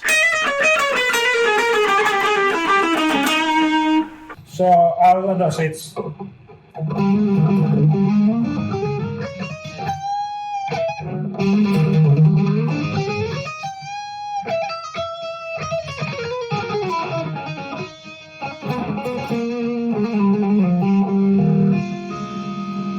because it's Perf, I'll tap.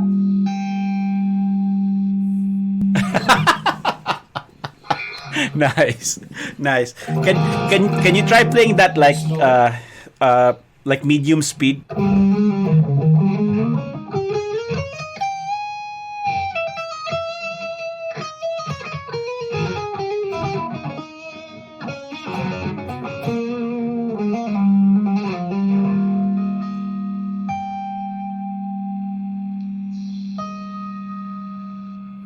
Nice. I like that chord.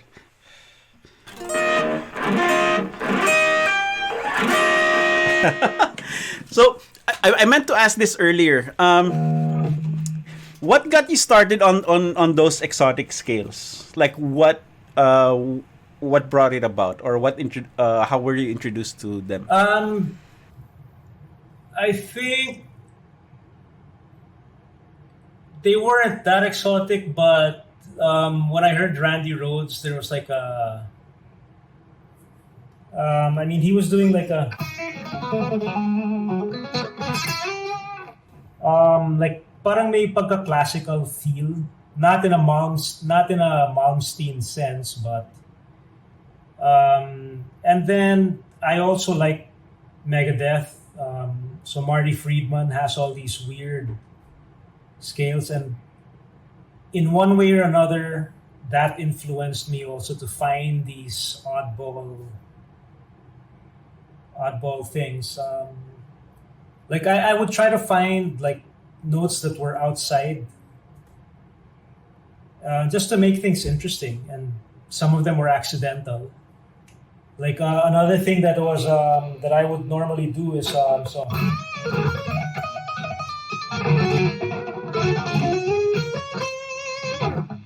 like you have the bop, but then you just fall half a step down.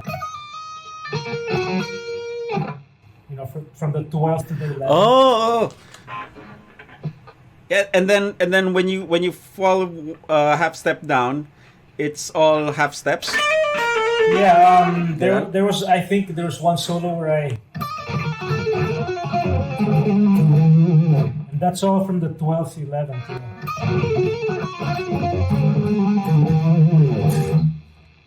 Mas parang it's more shapes based, like symmetrical.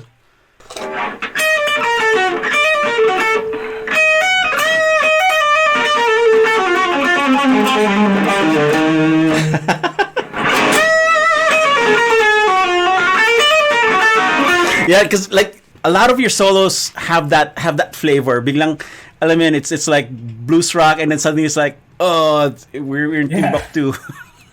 So I don't know. Some people get it, some people don't.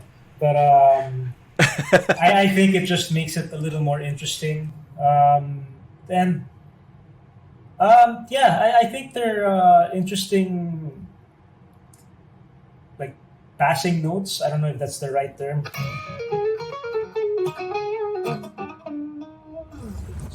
Hi there, Perf the Castro here, and I hope you're enjoying this episode of Perf Talk. Make sure to hit, smash, slap, and tap that like button. This is just a quick break from the discussion so that I can take care of a couple of quick announcements. Firstly, I'm now offering member subscriptions to my website, perfectodecastro.com. It's kind of like Patreon, but it's Perftreon. For only $15 a month, you get membership perks like access to all downloadable digital goods on my web store, including MP3s, tabs, and video lessons. Access to my personal tab and backing track libraries, which are not available to the public. Advanced viewing of my latest videos before they get published to my channel. A members-only area where you get to interact with me and your fellow Perftreons. And of course, your name in the credits of all my videos. And as Perftreon grows, I'll be able to offer more perks in the future. At the time of this video, here is the list of Perftreons who have already signed up. Thank you so much for your generous support. Secondly, I'd like to thank everyone who's already bought their own Practice Makes Perfecto t-shirts. Sales from these shirts and merch help me keep making these videos for everybody to enjoy. And when you get your shirt, don't forget to send me a photo of you wearing it, either through my Instagram account or my Facebook page, so I can feature you in future videos as I have done with my friends right here.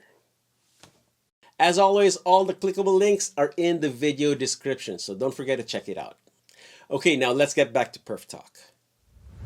You remember that virtual jam we did several years back? It's like premonition of the current state of events. Kasama si Kiko. Si Kiko, and then Chuck, Isidro, Mali, Paco. You played a lick there, the very your ending lick. It's like parang may hybrid picking siya. Parang something like that. I don't know if I think that one exactly. I think what's going on there? Yeah, so it's all shapes for me. So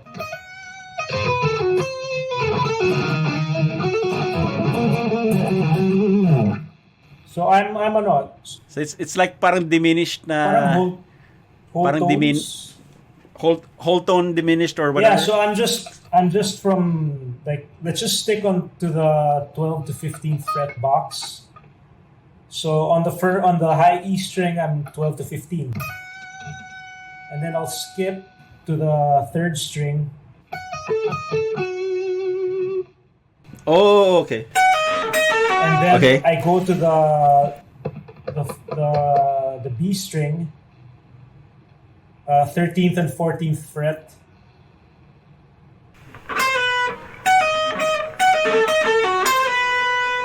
And then 13 and 14. From there I'll skip to the D string, 13th and 14th. Same fret. Oh. So you have. So you're just alternating. So.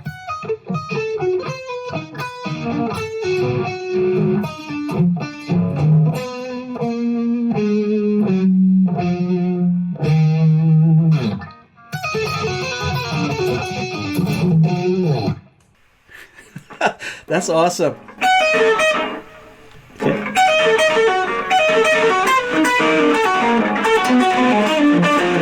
Ah, damn it. Ah.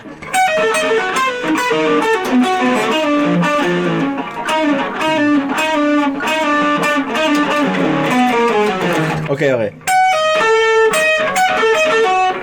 And then you're doing pick and fingers. Yeah, I'm just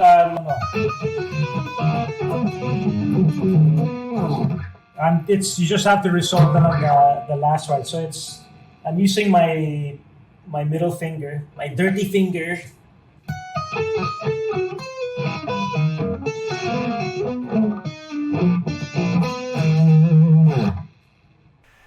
Oh, okay.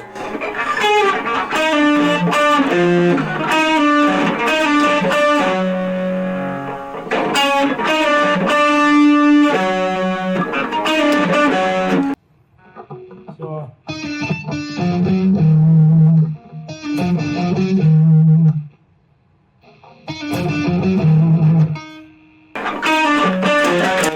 I got it.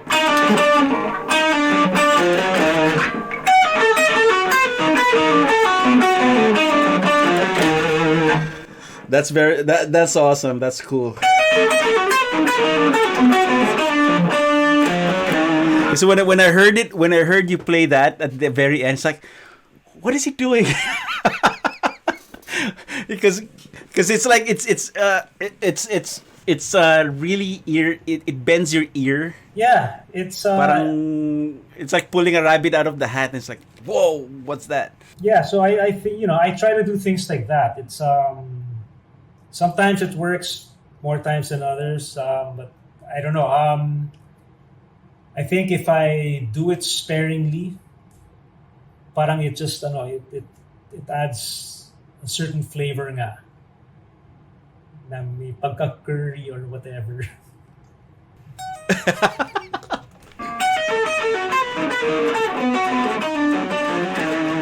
Nice.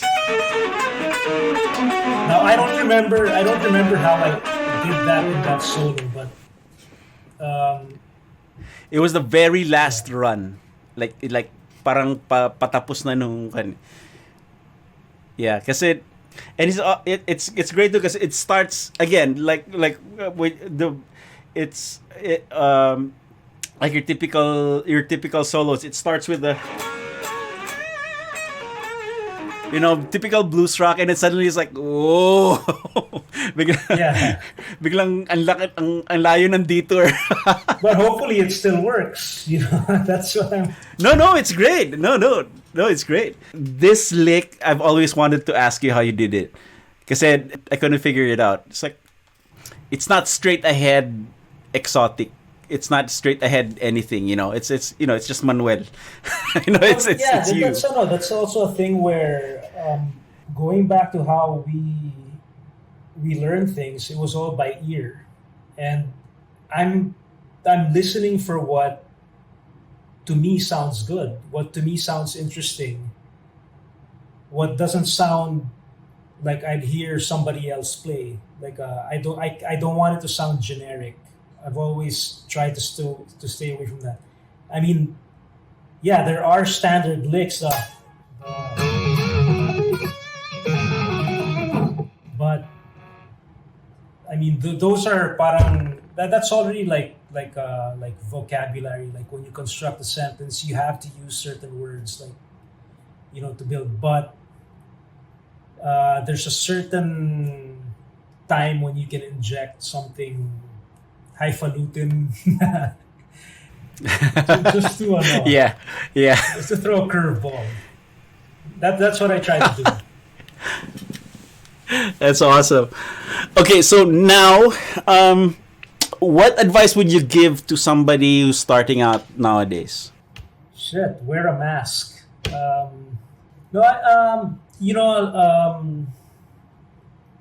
Starting out in music or like with guitar and.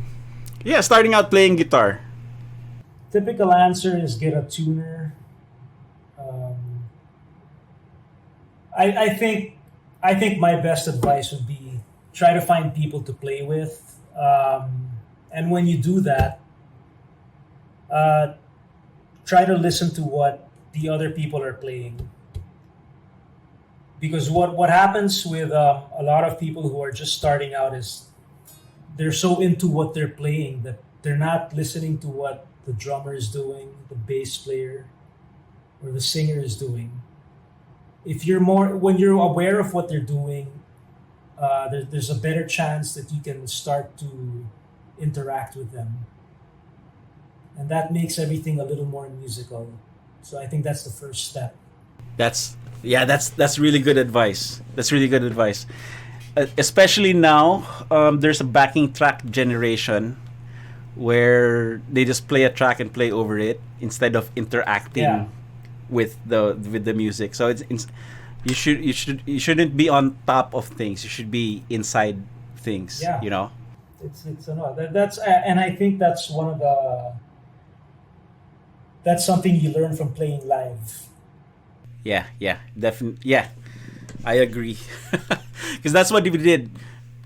Remember the jams we would do. Yeah, I mean, you like I said. I mean, I technically I have my limits, but like when I see you play, it's like you'll do something, and I'll try to do something that, when we're just trading licks, I try to do something that kind of gets the feel of what you're doing, but within my abilities. So it's parang you're also forcing yourself to try something different, or to try to play a different way to get the feel that you're hearing somebody do. I mean, when you're trading licks, sometimes you're doing something where sagutan tayo, sige. So I'm answering back with my version of what you just did. And that's where you grow. You fall or you pick yourself up and take something away new. Take something new away from that. Right. Yeah. Because that was looking back, that was an amazing time. Because everything was just, the whole atmosphere was like pure discoveries, like learning stuff from other people and then building on it and then bringing it back and then learning some more. Yeah. And I mean, it was already a time when there were. I mean, I've been seeing. I always see Noel Mendez in the office, and he was at that time. He was with Hype, and you have all these amazing players, but because there was no internet at the time, you didn't. Well, I wasn't aware of Noel until I saw him play. I think it was in Big Bang sa Alabang. So you have all this talent, which now with the internet, it's you just have to search, and all these people come up, and it's easy to find whatever style you want to hear, whatever. But back then, it's you had to go out and to this. Yeah, you had to really search for it. And it's search not a for matter of buying a cassette or something, because it's different when you see them play live. Like I remember watching Coco Jam, and I used to see June Lupito play, and it wasn't. It was always different every night, and it was I was like in awe of how he played, and it's not something that you would appreciate. I mean, it's you get a record and it's fine. The playing is good, but to see that, like what he can do in a song differently each night, that's where you see how good the player is. Parang reinterpret things. Yeah, there's always that extra layer of I don't it's excitement. Yeah. I guess, or X factor. And It's like, some nights you're off, some nights you're on. yeah, but then the players that we really like, even on their off nights, we still like them. Yeah, that's what made them. So. Ngayon, so what's next for you? What are you working on nowadays? We've been I just finished mixing a set with Razorback. We did something. Well, we're doing something that's going to be coming out on Facebook. It's going to be streaming. It's 9 or 10 songs.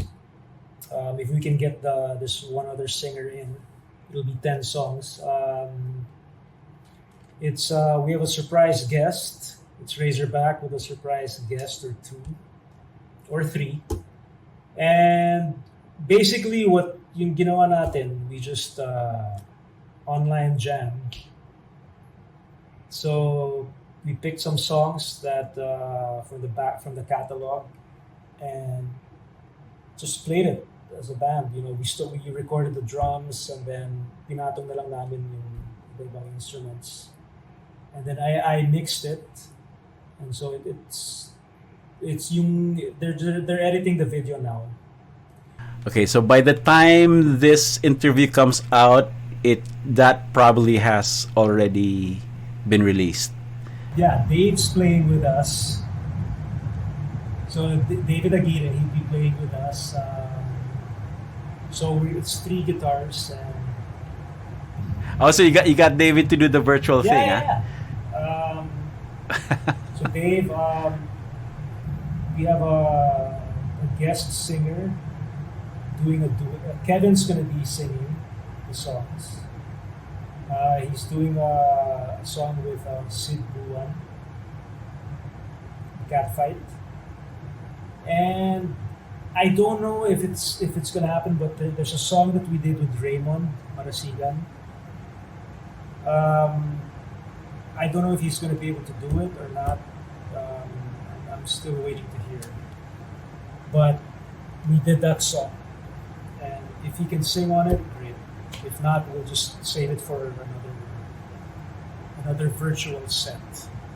Anyway, I'll put all the links to all the stuff in the description box. So make sure to check it out.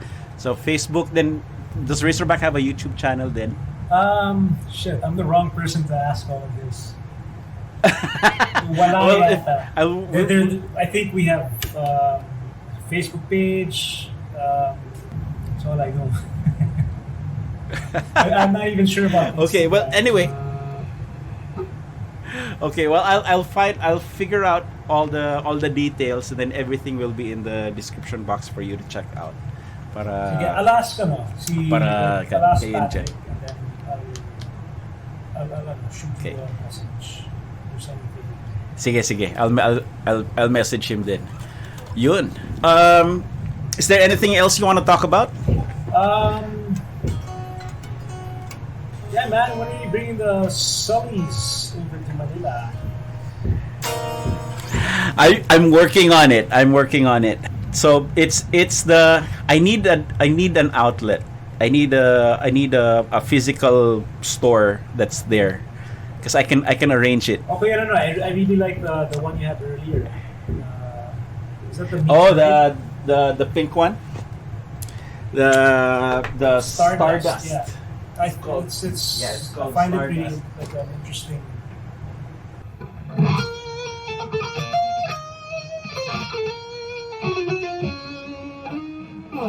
So this is basically he has four models. Okay, his flagship is the white one that you saw at the gig, the Starling, and then that's a set neck, and then this is his bolt-on model. So you have the white, that's the white one. The Starling is a set neck. This is his bolt-on model. And this is kind of like a offset version of that white one. And then he has a regular Strat style and he has a regular Tele style, but he doesn't really push those a lot. Wow. And then everything else is and then there's the parang Destroyer / Explorer style. Yeah, the white one behind it's all like that one. Yeah. So yun. So they don't play the same, but they all play effortlessly. Yeah. I like that one. You know, it's like yeah, this is cool. This is really awesome. And then with the it doesn't sound like the way it looks. Because like this is like pink and offsetty, but it's like, you know, it's got some girth to it. Yeah. Yeah. So and then when you play these, it's you don't really think about the guitar anymore. It's just, you know, it's just basically you're just playing. You're just playing. You're not fighting with the instrument. Stainless frets. Okay. Yes. Yeah, because yes, this is stainless. that's one thing that I've been like trying to be, you know, like particular with my purchases, because I hate having to think about refretting. It's you know, and that's why actually now when I practice, I'm practicing more with the sword, because I know I'm not gonna wear out the frets. Like remember my red Les Paul in Classic? That one I still have the original frets, and it's I hardly play it now because I haven't had it refretted yet, and ang dami mga lubog fret wear, so it doesn't play as well as I'd like it to. Do you know Miko Ong? Yeah. Fuse Yeah. box. He does stainless steel refrets. Yeah, he did I have a Prestige, the 3120. He did that. I'm not sold on the hot dog ends though. Parang I want a little more space. Although I don't know. Ang ano lang kasi, that Prestige, the neck is narrower than the RG770, so maybe that's why the strings tend to fall off. Yeah. So I would have wanted more width on the fret. Yeah, less shaping on the ends. Yeah, for more real estate. Yun. So But yeah, I like that. So, offset. and these are the only guitars that I haven't felt the need to change pickups on. Kasi like the way he voices these, they're based on Grover Jackson habaneros, which are PAF type na medyo mas may muscle ng konti. And he sent the recipe to the Korean factory. And they managed to do a really good job. Yeah. So even the Korean the Korean built ones also come with stainless steel. Yeah, this is Korean built. Okay. Yeah, and then the white one you saw, that's a Korean built as well. All right. Okay, so that's it for this edition of Perf Talk with Manuel. Thank you so much for joining us and for all the insights. And we'll look forward to hearing more from you whenever you put them out. Thank you for having me, man. Out. It was a pleasure. I had a blast reminiscing and talking about the guitars. And thanks for showing us all your gear too. Yeah, man. My pleasure. Hopefully, during this time of lockdown, something productive comes out in the form of new songs, and hopefully there's something new from Razorback coming out soon, and we'll let you know when that's coming out. Yeah, for sure. And then eventually my next goal for this series is to actually do this in person. That way we can do some jams. Because it's hard to do it over this. Yeah. There's so much lag. There's the lag and the delays between, so we can't really jam. But and if the screen freezes, then wala patay. Yeah, keep holding that pen.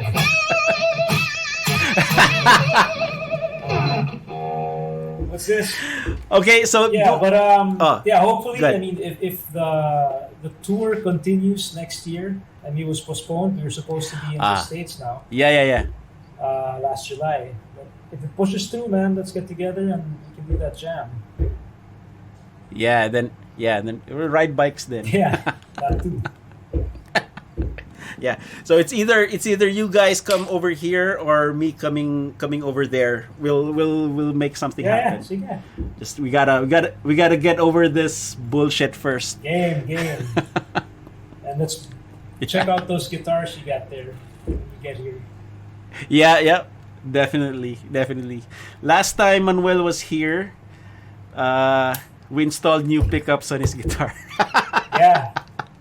Those things, that's one of my favorite of the batches that I got, the D&Ds, that black guitar.